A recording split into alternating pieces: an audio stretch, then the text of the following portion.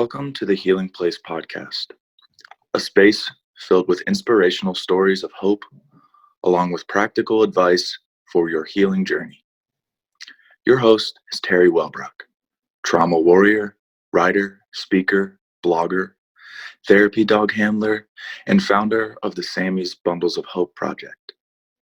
As a survivor and a thriver, Teri's mission is to shine the light of hope into the world by interviewing insightful guests from across the globe. Please stay tuned at the end of today's interview as we honor our sponsors. The Healing Place podcast is a fiscally sponsored project of Fractured Atlas. Now, here's your host and trauma warrior, Teri Wellbrock. Welcome, everybody, to the Healing Place podcast. I'm your host, Teri Wellbrock, and very excited to have with me today Michael Broussard. He is the founder of Ask a Sex Abuse Survivor, which started out as a one-man show about childhood sexual abuse, but it is now so much more. So welcome, Michael. I appreciate that. It's good to be here. It's good to be having a conversation with somebody who's coming from the same place. Yes. That connection, it makes it a richer conversation.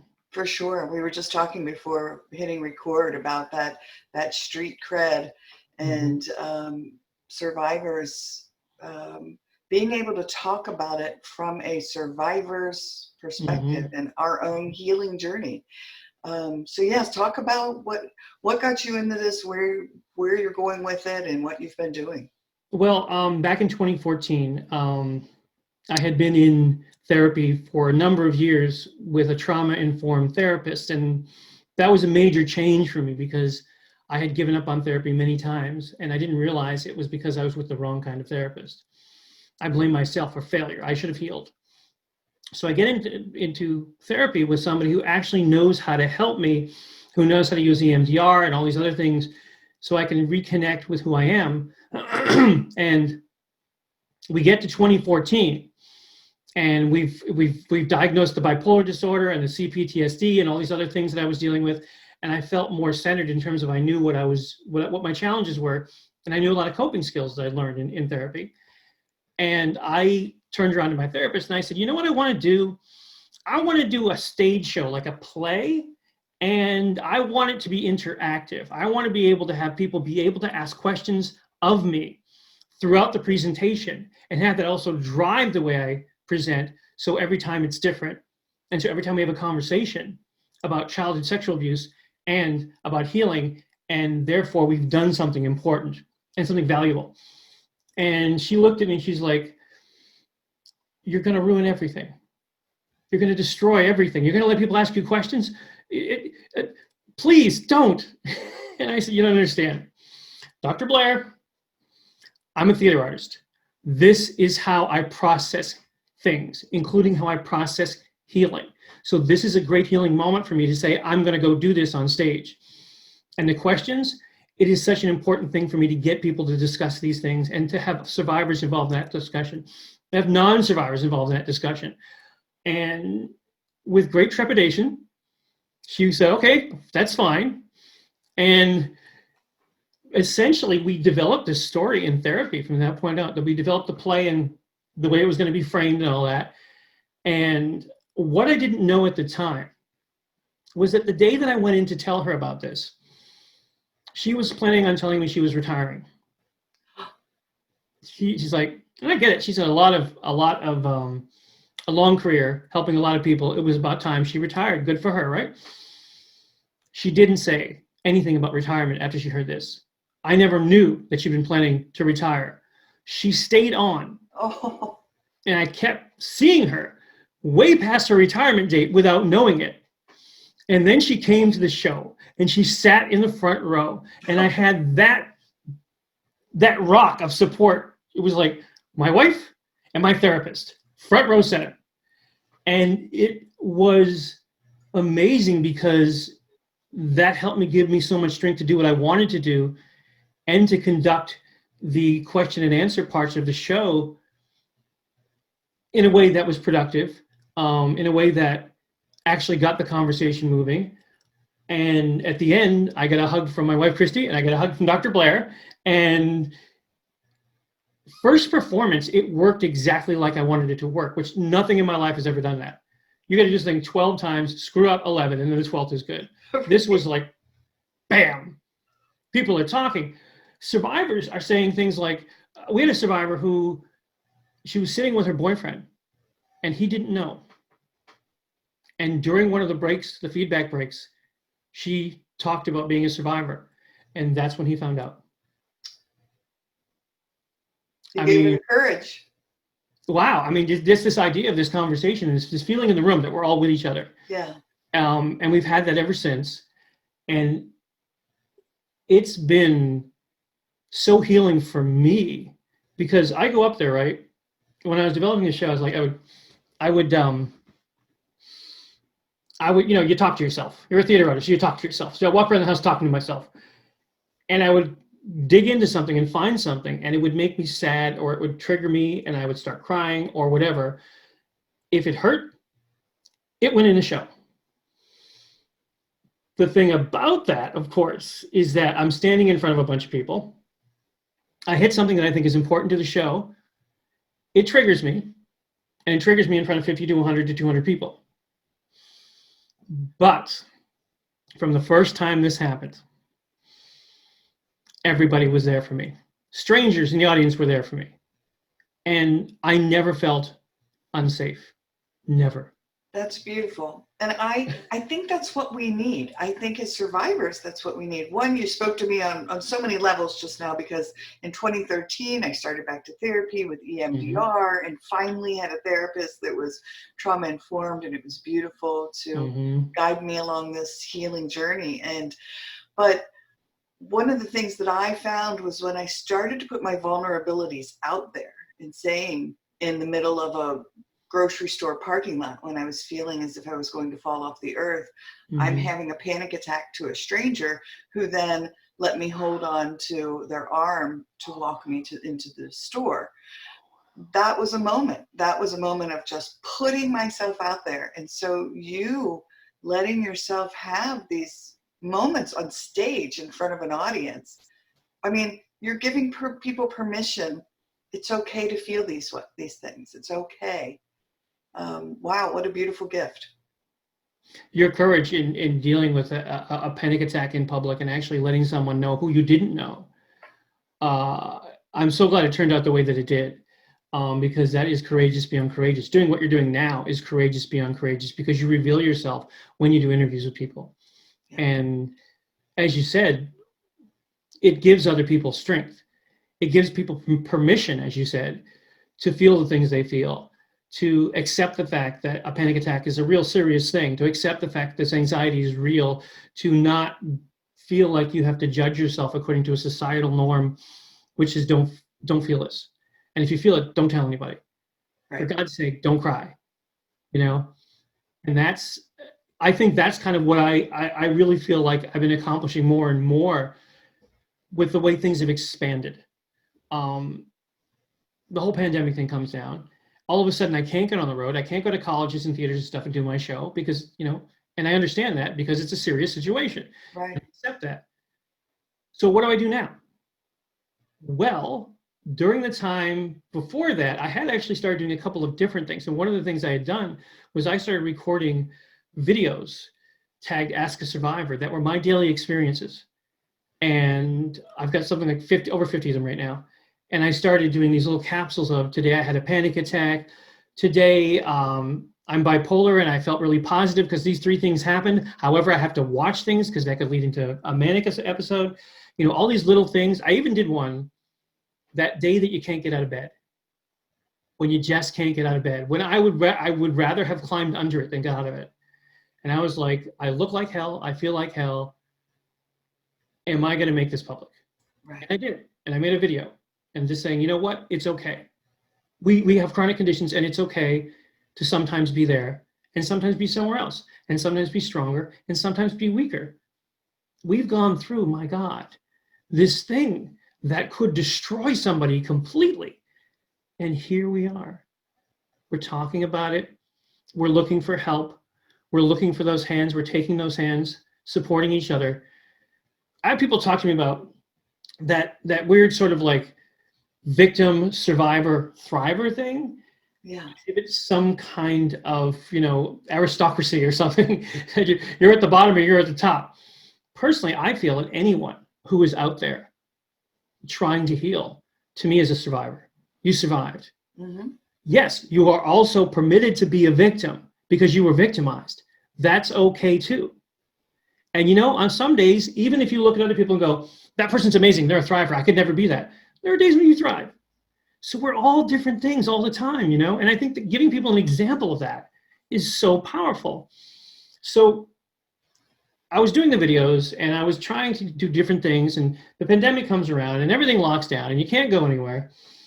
And I was like, wait a minute, how do I give the platform that I have to tell my story? How do I give that to other survivors?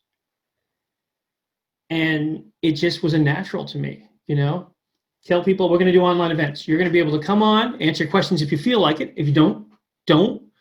Talk about a little bit of your story.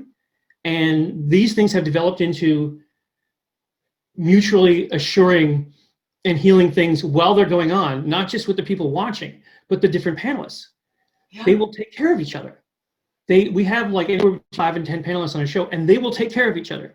And they will go out of their way to take care of each other. And it's beautiful. It is beautiful. I mean, it's this amazing network of support. Mm-hmm. Yeah, wonderful. And I like trying to make those connections. The other thing, sorry if I'm interrupting you, I apologize. Oh gosh, no, go.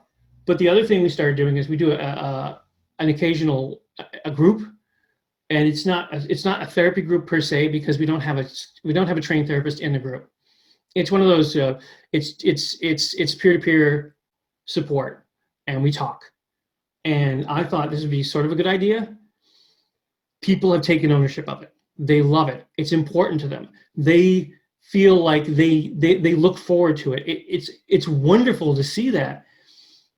And we've had a lot of groups where we all talk about what we're going through and how hard it is and how tough it is.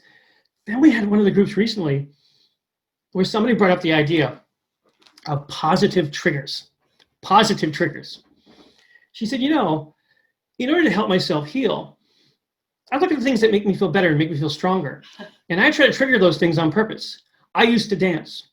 Well, I've gone back to dance class. I'm much older now, but I've gone back to dance class because I've taken that back, and I can give myself a positive trigger. If there's something that makes you feel happy, if we can get triggered negatively, we can get triggered positively. And that whole group was like a cheerleading session. We got to the end of it, and everybody was like, yes. It was so happy. It was so cool, So that's been really, really helpful as well. And the other thing I'm doing is Ask a Survivor interviews, where I bring on somebody like yourself, for example, who is turning their healing into healing for other people, who has gone through the fire and now they want to do something. And I interviewed Harold and Cecil, the It Was Me campaign, and I've got one coming up with Stevie Crescent of We Are Her, which is an amazing organization. It's the idea that we can talk about in these interviews.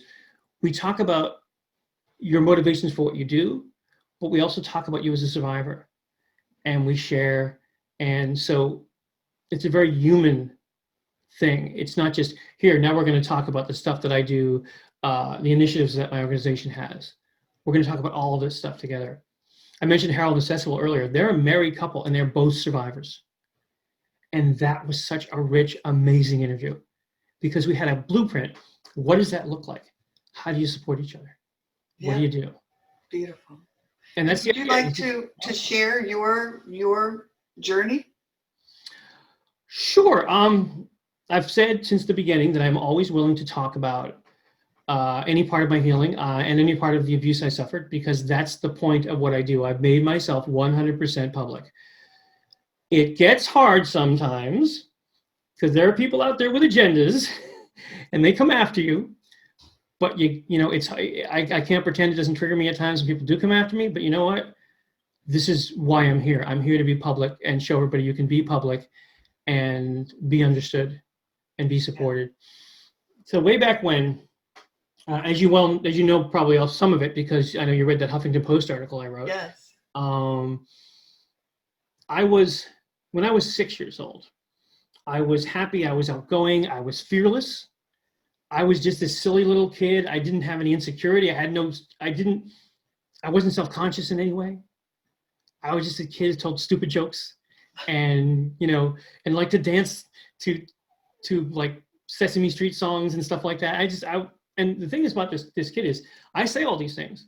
I don't have these things in here. These are reports from people around me who I grew up around. Yeah. I have no clue. I don't have any connection to it. Well, until recently I had a little bit. So we'll talk about that in a second. But so all that got erased when I was 7 years old, and my stepfather started sexually abusing me. And he was doing it at home, and he worked at the school, so he was doing it at the school. He made it so I didn't have a safe place. There were no safe places. Because at school, if I wasn't getting abused by him, I was getting bullied. I was getting bullied because from the moment I started getting abused, I stopped talking. I looked down at the ground. I was terrified of people. Well, who are they going to go after in the playground? The kid who never talks, the kid who looks at the ground. And I grew up in a small town, which meant walking the streets, I was bullied as well because everybody knew me from school. Because they pick out little targets, these are the ones. So the abuse that I suffered was horrifying. It was,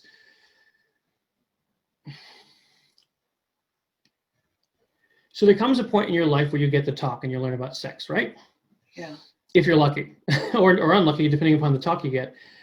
And I learned about sex through being, and I'm going to use the word because saying words are important, through being raped by my stepfather. That's how I learned about sex. I learned that it was a terrible thing you did to somebody and it hurt horrifically. And this went on, and it was over several years. And by the time I was out of it, I was already severely damaged. I was quiet. I was scared. I was insecure. Going into my mid to latter teens, I became massively agoraphobic.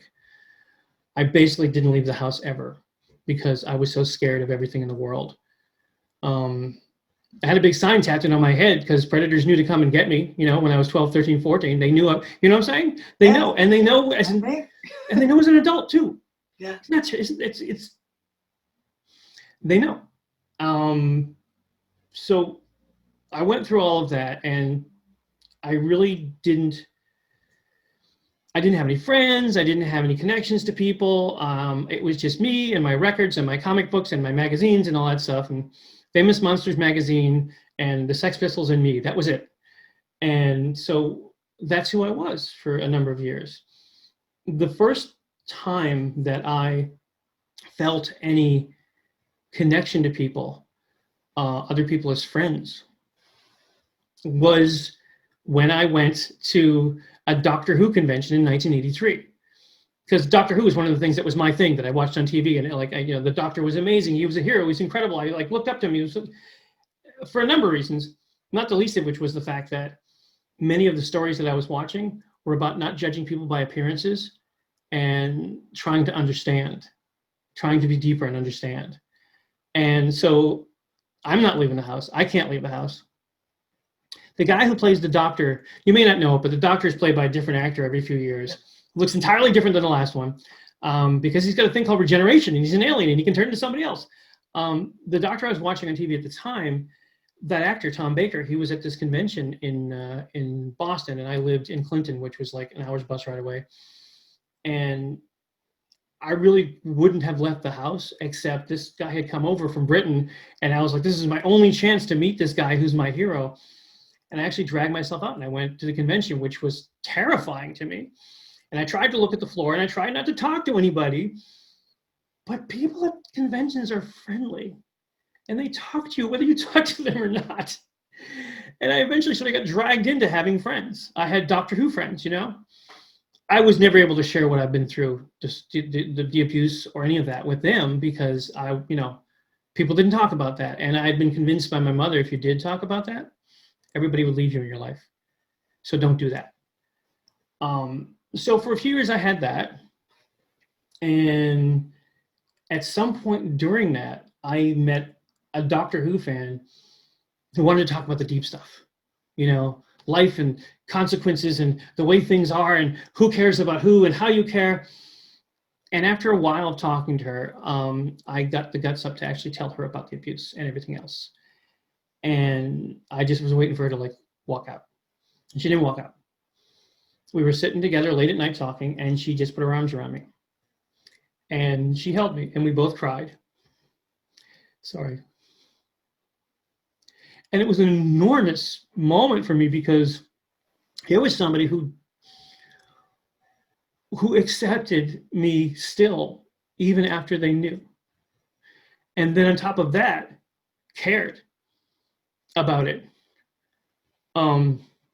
So that was a big thing for me, and that led, all that kind of stuff led to me being able to leave home, get away from the other kinds of abuse that my mother was, piling on me, including sitting on me and trying to smother me at times. Mom was great. Mom's confusing. And I moved away, and there were a lot of years that I was hanging out with people and I had friends, but despite that one time I talked to people, I didn't talk to people again for a long, long time. And there were decades of just trying to work it out and going to therapy back and forth and quitting therapy because I wasn't getting better. And obviously it was my fault, because I should get better if I go to therapy. What am I doing wrong? And it wasn't until 2006 when I got married, and my wife, Christy, she would see me tear myself apart. You make a little mistake and the judgment comes down. And the judgment I didn't realize was not mine at the time. I didn't realize I'd allowed my abusers and my bullies and my nasty teachers and all these people and my mother to take up space in my head, because I heard my voice in my head. It took me a long time to realize that that wasn't my voice saying that. And I would just tear myself apart. I mean, literally, I would bang my head against the wall. That's not a metaphor. That's a fact. And I was hoping for blood, and that's a fact, because I thought so little of myself, and I hated myself so much for being so weak. And she's like, I want to help you, but I don't know how. So will you, for me, try therapy again? And of course, I love her, and our marriage is so important to me. So yeah, I went back to therapy, and that's when I started with a trauma-informed therapist. And we talked about EMDR, at EMDR, which is incredibly helpful because it lets you be yourself, young and your adult self, and take care of yourself. We got all these diagnoses that I didn't know before. I found out I had bipolar disorder, which explained all of my depressive episodes and all of my manic episodes. I discovered that I have OCD. I discovered that I still have some degree of agoraphobia. I discovered that I had complex PTSD, which is such a multi-layered thing. Yeah. And we worked on coping mechanisms. What do you do when you panic? Well, you can't say you're not going to panic because you have a chronic condition. But what do you do when you panic? And that led to me, all this therapy with my therapist, Dr. Blair, led to me getting to that point. And that's like a capsule version of where I'm at. And now these days, my identity is very much that of someone who wants to help and who wants to support. And so all these things that I'm doing now, I mean, to me, everything led naturally to this moment, Wow. Yeah. Well, first of all, I just want to say thank you for sharing that, because, well, you could see I was wiping a tear away because it gets tough. Yeah, it's just such a profound level. But again, I just admire your courage for being willing to put it out there, because I know there are people who are listening who are saying, oh my God, me too, that may have never been able to say that out loud before. So yes, beautiful. And thank you for finding your path in this thriving journey and sharing it with others. I mean, just wow, again, what a gift. I truly appreciate that. I have been very fortunate to get some very wonderful feedback from the people that have benefited from the things that I do.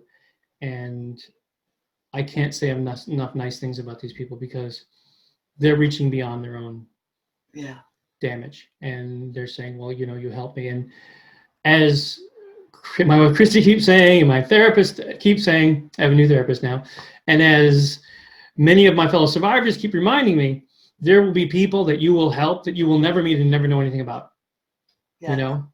And I have been helped by people who may never know that they helped me because they happened to say something in a video or something, and it just turned my mind over. And I was like, oh my God, that's fantastic. Yeah.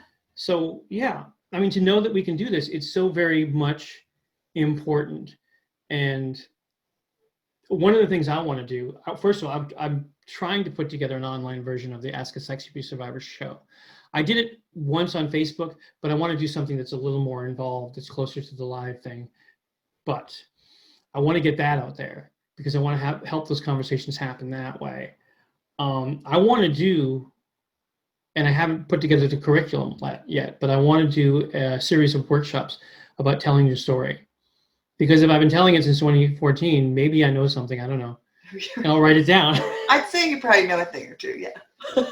Well, the hard thing is, like, you know, this is my number one thing in the very beginning, once I do this workshop, is going to be, before you get started, I have a question for you. Do you have a trauma-informed therapist?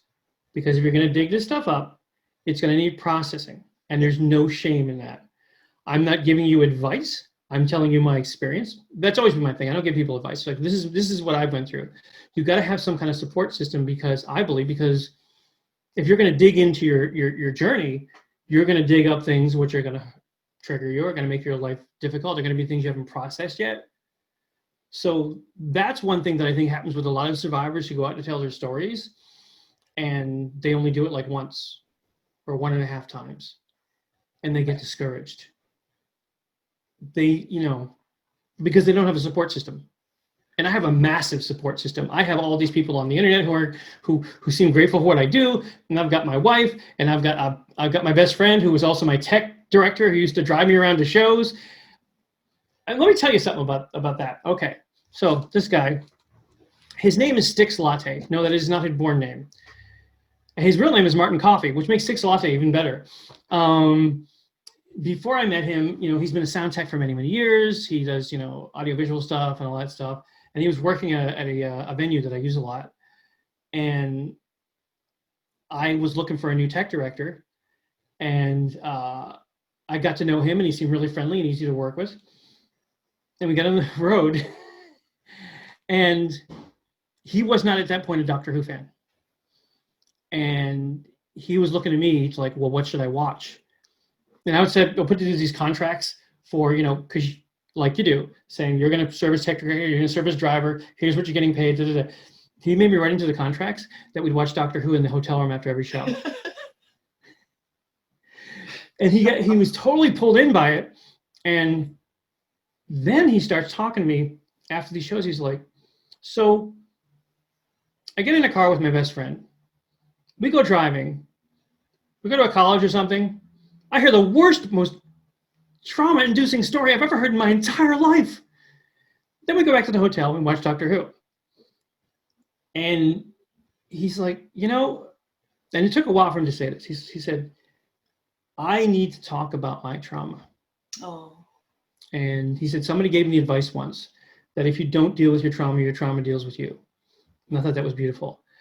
He got the courage to start talking about the trauma that he'd experienced because he was doing this. And that has been so beautiful to see, Yeah. So to have that start with this friendship and artistic collaborator thing, then flip over into this trauma bonding thing, which is a positive trauma bonding thing, not the negative one. It was an amazing experience. And I find that so much that people will come up to me and go, oh, by the way, I saw your show and yeah. Or here's my favorite.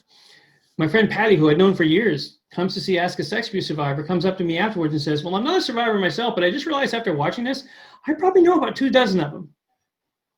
She's like, what do I do to be available to them? What do I do to be supportive of them? And I thought that was just the most wonderful thing for someone to say. But she's that kind of a person. Yeah. It's like, how can I help my friends? And that's so very true. I've had, oh my gosh, so many people since putting my truth out into the universe come to me and say, usually through private messenger or through a text or a phone call, say, I've never told anyone this before, but I've never said this out loud before, but, and then gone on to describe their trauma and what they had endured. And I love it that they found the courage through me or through this show, through guests such as yourself, to talk about it. Because that's the first step onto the healing journey. It really is, to start to own the fact that you have this trauma. Yeah. And also, I think it's very important to realize that the trauma doesn't define you. You are not the trauma. Right. You are someone who experienced trauma, but you are not the trauma. And that is, I say that like I always feel that way, but I go back and forth. I can tell people these things I've experienced and, how this has helped me, that's helped me. But there are times when I'm in the same place as somebody else over there, and I think that that's another thing with survivors that sometimes ends up being discouraging. You have somebody say to you, well, I was working and I was healing and everything was going great, but now I found myself back 5 steps back to the same place I was 2 months ago, being triggered by the same stuff. I said, it doesn't work that way. Healing it's a journey, but it's not a journey along a straight road. And you're not going backwards. You're just building up and building up and building up. Even if you thought you took care of this. Well, you know what? The notion that you can have this trauma that is so deep and you just took care of it. Right. That's what people who haven't been to trauma thinks happens, and they convince people who are traumatized that this is what it's supposed to be, and they make them feel bad. Yeah. I'm still traumatized. I still have a hard time sometimes, and I feel strong at other times, Yeah, and I think that's where the true healing lies, is that when you've really made progress. I know I have always had a horrific fear of open spaces, and we recently moved to South Carolina, and I had the dog out on a walk and was walking along a pier and saw a big, beautiful blue bird. And I thought, I'm going to take a picture of this bird. So I started to walk out the pier, and I was trying to sneak closer, and got the picture and thought, wow, that's really cool. And when I turned my head to realize I'd gone out much further than I'm normally comfortable with, my instant reaction, I threw my hands over my fist and I ducked, and I was almost in a crouched down position. And where in the past that would have totally freaked me out, I sat with my hands on my hips and thought, well, son of a gun, that's fascinating. Where is that coming from? What was that? Now, I obviously know what it was correlated to. And so that just means I have some more work to do. But what a powerful, powerful moment that was to catch it and pause. As my therapist used to say, just notice. And I did. I just noticed. Yeah. So, yeah, that is so powerful. That is so, and it's so familiar, to just notice, to see things on a different level than I saw them in the past. Yeah. My therapist now, she thinks I'm hilarious, because it's like, you come in and you say, I'm having a depressive episode, or I'm having a manic episode, or my OCD is really high today. She's like, my patients come in and they say, God, life sucks. You come in and say, oh, I'm having a manic episode. I'm a little worried about it. And it comes from, as you're saying, you get this, it's progress when you can recognize things. Even if you can't stop them, even if you can't mitigate them, it's progress that you can recognize them. Yes. And I, as, a loner, a survivor who, like a lot of us were loners, I was in my head a lot. So I'm pretty well trained in thinking about what I'm going through. I may not have had the answers, but you know what? Self-therapy, I'm pretty good at it. So I look at these things and I see, like you're saying, this moment happens and you're like, okay, what is this? What do I do? Yes. I recognized it. Oh my God. I saw it. In that same vein, dissociation. Yeah. Dissociation. Okay. Oh, yeah, that was my MO. Right. My mind left my body, because if my mind had not left my body when I was a kid, I would not be here today. Right. I could not have done that. But then I trained myself to do that all the time. Even when there wasn't stress, I was doing it. So I'm in a wonderful, loving marriage, and Christy is talking to me, And she's been talking for 15 minutes and I have no idea what she said because my brain went, it's gone. It's up there. I learned to recognize that that was happening, not all the time, but a lot of times. And now I have this image. My mind is a balloon floating away. And I go, oh, I dissociate it. Grab the string, put it right here. And Christy and I also came to an agreement that I can say to her without consequence, I dissociated. I'm sorry. Would you please repeat that? And she knows now it isn't disrespect. And I know now that I have the safety of being able to say that to her. And that's a level of, Yeah. It's incredible. Wonderful. I love it. Well, to take a left turn for just a second. So a lot of talk about adverse childhood experiences and ACEs, and I love it that this is just coming to the surface and so much work is being done around this, and resilience is a big part of it. Did you have, obviously your mother was not a source of that one caring adult. Did you have that one caring adult? Did you have a source, a teacher, or anyone in your life? I would say that I sort of did. I had my grandmother, my mother's mother. And when I would go see my grandmother showed love with cookies, candy, ice cream, all this stuff, right? Yeah. And which is why I haven't eaten, and I don't blame her for it because she was being loving, but I have bulimia now, but that's a whole separate issue. But she loved me unconditionally, and she treated me like I was like the greatest kid on earth whenever I was visiting her. I didn't get to do it enough, but that was a place where I felt safe at the time. The other thing was I had an aunt who I was able to talk with as I got into my latter teens. And again, we didn't talk about abuse. Never. Because you didn't talk about that. The family said, no, Right. Shut up. We talked about books and movies and life and politics and all that. So the interesting thing about these two things is that, and my grandmother was that for me when I was little. But as I got older, she wasn't that for me anymore because I became this depressing, inwardly turned child. I grew hair down across my face because I didn't have to look at anybody or they couldn't look at me. I found out from my aunt Jill, who was the person that I was able to talk to at some points, that my grandmother, her mother, had reacted unsupportively. How about that word? When my aunt Jill had come to her and said, my older brother is sexually abusing me. Oh. And her mother, my grandmother, the one who loved me so much, at the time said to Jill, you're lying. He would never do that. Basically, he's the golden child. And she sent my aunt away to an institution with a warning not to talk about family business. Now, my perspective on that is I remember that Jill went away to college. She did not go away to college. Then she came back and she kept her mouth shut about family business. Well, as an adult, I find this out from her that she was abused.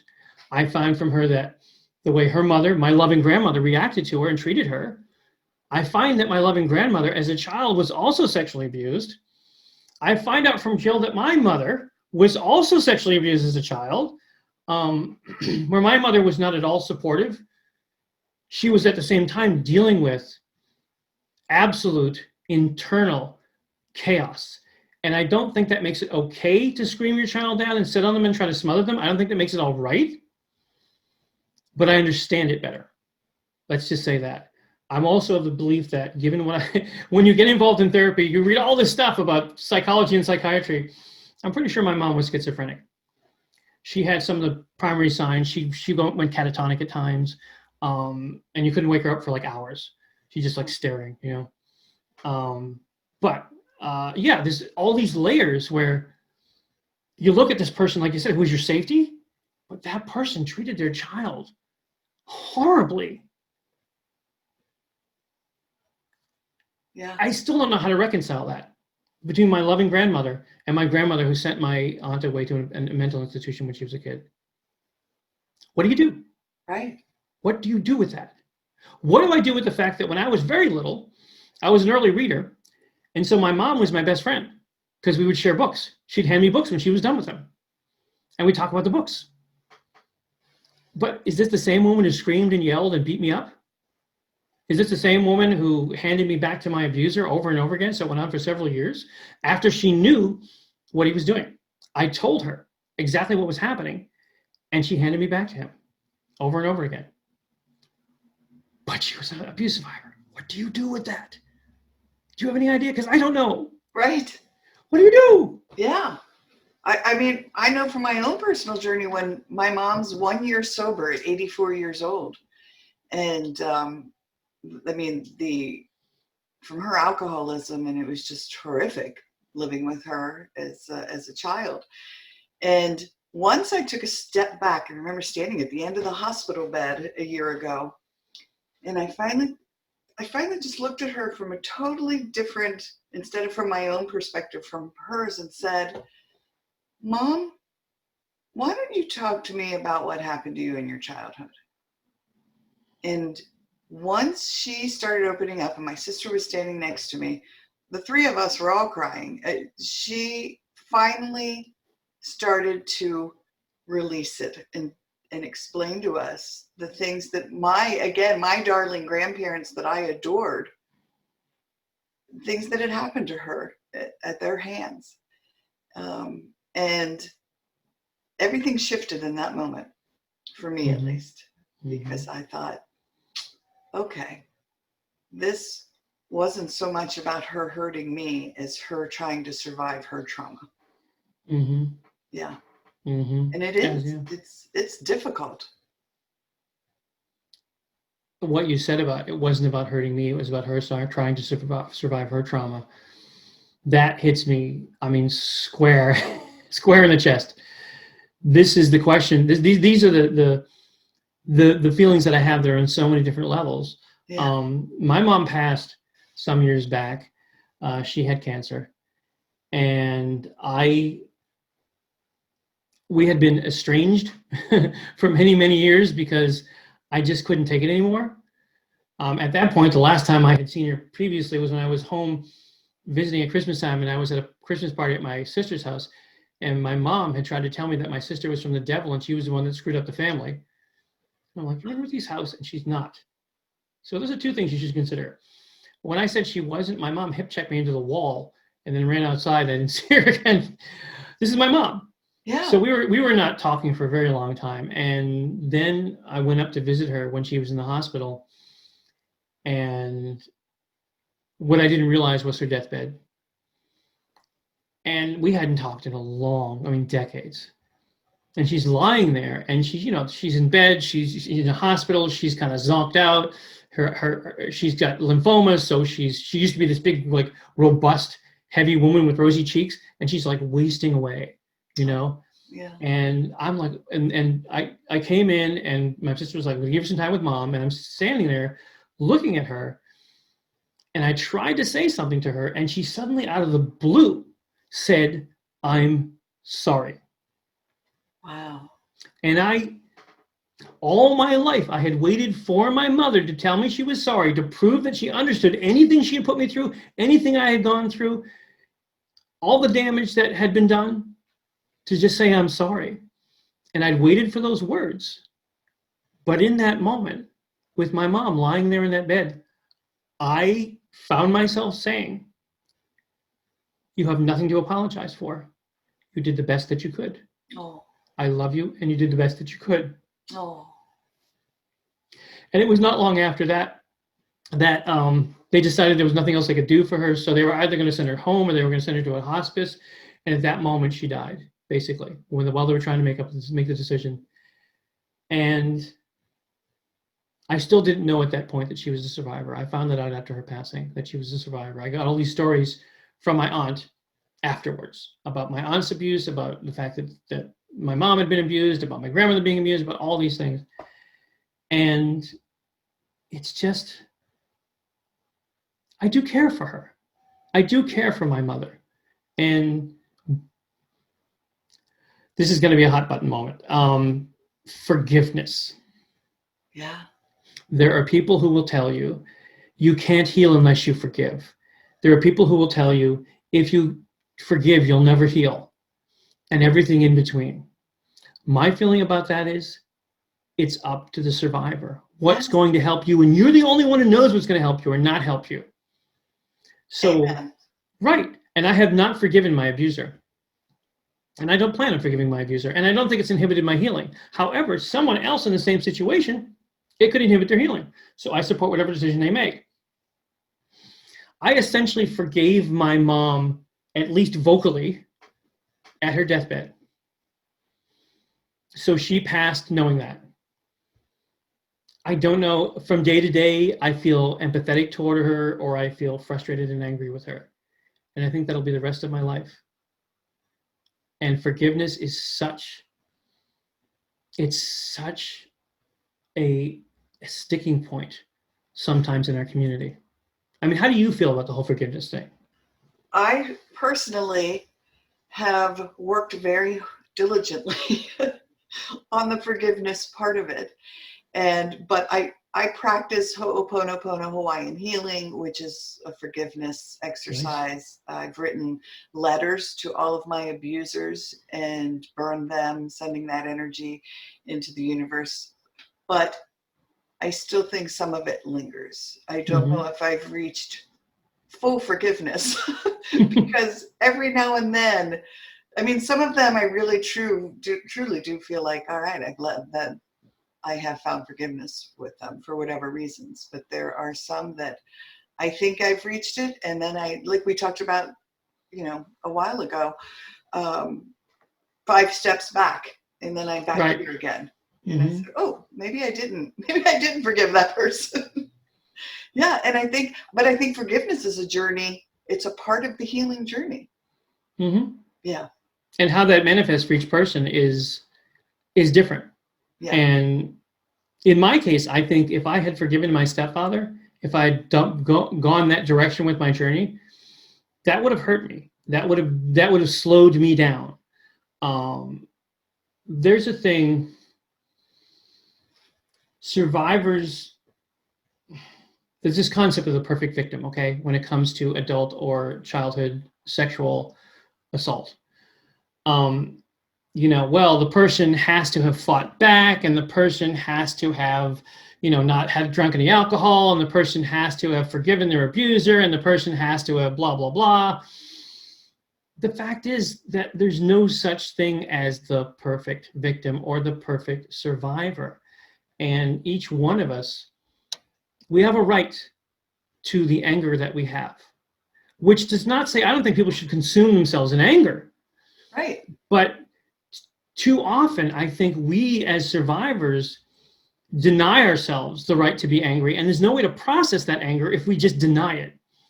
Yeah. I was much more angry when I was in my teens, and you give me 5 seconds alone in a room with that guy, and it would have been over for him. Yeah. The only thing that stopped me is that morally, ethically, I'm a pacifist. And that made me feel really bad about feeling like I wanted to do something to him violently, because I'm like, but you're a pacifist and you hold these beliefs. What's wrong with you? What is wrong with you? But we get angry, and it's understandable to be angry. And at times the anger may come back, or the frustration may come back, or the sadness may come back. It's okay to feel. Yeah, we're allowed our anger. Right. Yes. We're not going to, they want us to be sort of like, well, it happened to me, and I've forgiven everybody, and why would I be angry? I mean, they didn't do it on purpose, right? Right. There was a choice. There was a choice. And I believe that very strongly, that I don't care whether you are, psychologically, a pedophile. There's a choice whether to act on that or not. And you made that choice. And therefore, I have no problem with being angry with you for doing that. Right. I did have an interesting conversation that really kind of made me just shift a little in my perspective on that. In that one of my perpetrators, I was involved in 2 bank robberies, and one of the assailants had held a gun to my head, stabbed my coworker 3 times, and then came back 3 months later because he wasn't caught and murdered my coworker. Oh my God. Shot her dead. So when in my forgiveness journey with him, I remember thinking to myself, okay, we were both born these 2 innocent little creatures, these little babies. And somewhere along the line, he chose to go down this path. And the conversation that I had with someone who runs the Compassion Prison Project was, as we came around on this topic was, it wasn't so much that he chose it as he was funneled because of his circumstances, because of so much that had gone on in his life. It was as if he didn't have a choice. Now, I'm not making excuses for him, but I'm saying, or his choice was very, very narrow and he didn't see any other way than that path.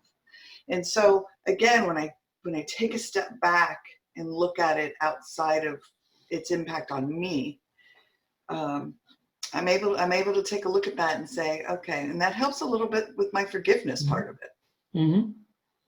I mean, I respect that 100% because you are coming from who you are spiritually and emotionally and mentally, and you're doing the things you need to do, and that having that particular point of view, being able to explore it in that way is what's helping you. Right. And I meant that what I said before, I respect everyone's way to heal. I really 100% do. And so I respect very much what you've done. And it's amazing, actually, what you've done. And it's very inspirational, all the things you've talked to me about. On a sort of next door topic, because we're talking about predators and pedophiles and compulsion. I've had people say to me, well, they made a mistake and they served their time, therefore they should be let out. Well, let me talk to you about this for a second. They have a compulsion. They have a compulsion that there is no proven psychiatric cure for. I had this thought in my head, not based on academic knowledge, but based on personal experience and the experience of survivors I knew. But I didn't know whether it was true actually scientifically. I was on a panel at University of Penn after I'd done my show, and they put me on the panel with like the head of the psychiatry department and a family therapist. I'm sitting on this panel, and the people in the audience keep asking me questions that really should go to the experts. And I was like, okay, fine. And somebody said, well, is there a cure for these pedophile predators? And I said, I can't tell you whether there is or there isn't, but I can tell you in personal experience, I have not seen one I've not seen one become healed and stop doing it. They do it as long as they're not in prison or somewhere else or being locked up somewhere else. I said, however, that's me with my own personal prejudices or whatever. Talk to the guy from the psychiatry department, and he said, no, there is no cure for pedophile predators. So as empathetic as I may be, to me, it's a separate issue. You want to protect children and protect adults. Until we have a cure, these people need to be taken out of the stream. And whether it's an institution or it's a prison or whatever, they need to be taken out of the stream, because this is something I do know scientifically, statistically, that predators have an average of 50 to 100 victims in their lifetime. 50 to 100 children that are going to get permanently damaged. I think that's worth putting them away until we can safely let them out. And I don't have any problem with that whatsoever. And you're talking about to one of the most liberal people you will ever meet, who believes in the rights of the accused, who believes in giving people a second chance. There's a huge difference between somebody who, drove the car in a teenage liquor store, hold up, and somebody who abused one child after another child and who will abuse another child and another child. And this is something I think that the justice system needs to understand. They don't understand the crime or the victim in many cases. There are lawyers, cops, judges, all these people across the board, not everybody, but a large number of people in the justice system have no proper understanding of the crime, no proper understanding of its impact, and no proper understanding of the victim survivor. And that's why they make the decisions that they do. And that's when they say things like, well, he served 2 months, let him out, he served his time.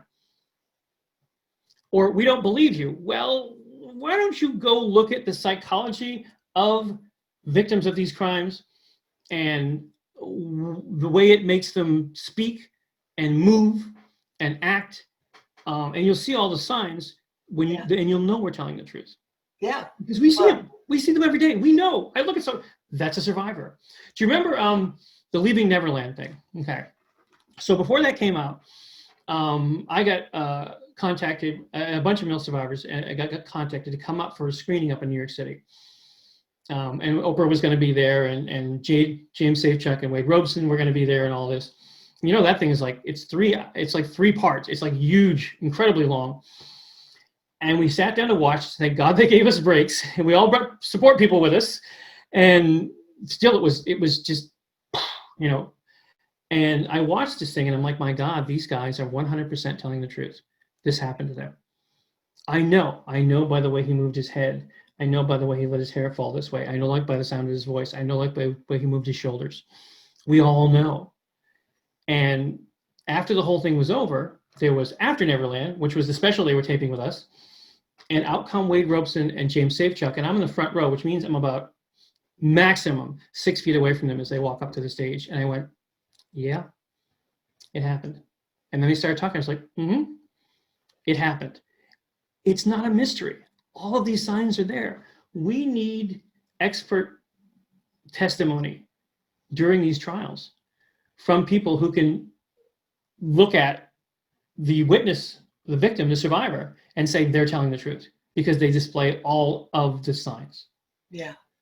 Well, and that's why I say I think it's amazing that ACE's science is just growing and growing, because that's exactly it. Yeah. Beautiful. All right. So anything else that you wanted to touch upon before we close out for today? I'd just like to really quickly say that if you want to tell your story through Survivor Stories Online or get involved in any of the initiatives that we're doing, you can find us on Facebook at Ask a Sex Abuse Survivor. You can find us on Instagram at Ask a Sex Abuse Survivor. You can find our website, sexabusesurvivor.com. And honestly, I would welcome your involvement because we are a community and our community gets stronger every time someone tells their story. Wonderful. Beautiful. Well, I want to thank you for diving deep, because we did. We dove into some deep subjects, and for honoring my perspective, and I certainly honor yours and your journey as well. It was a wonderful experience. Thank you. This is going to be a good day from here on out. So thank you very much. Absolutely. All right. Well, everyone, thank you so much for joining us today on the Healing Place podcast. And until next time, remember, be gentle with yourself. Thanks. Bye-bye. Thank you so much for listening today to the Healing Place podcast with your host and trauma warrior, Teri Wellbrock. If you enjoyed this episode and want to learn more about Teri, her mission, and the Hope for Healing journey, visit Teri's website at www.teriwellbrock.com. Thank you for liking, commenting, sharing, and offering your reviews on our YouTube channel, audio outlets, and Facebook page. And as Teri reminds us, until next time, remember, be gentle with yourself.